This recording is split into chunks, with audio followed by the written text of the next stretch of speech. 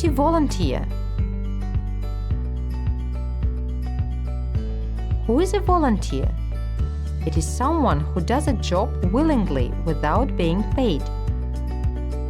Being a volunteer is one of the ways to change the world we live in. Volunteering helps the local community in improving living conditions. People living in one district often plant trees, make flower beds. They also clean up rubbish in the yard, near the rivers or ponds.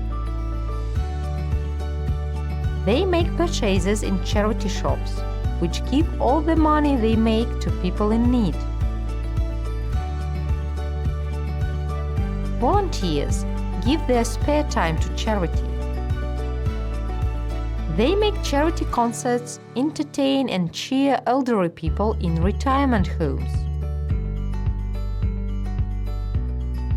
Volunteers tell jokes, read books for them, or just walk.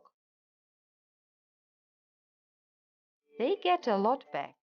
They feel great when the faces of people of older generation light up.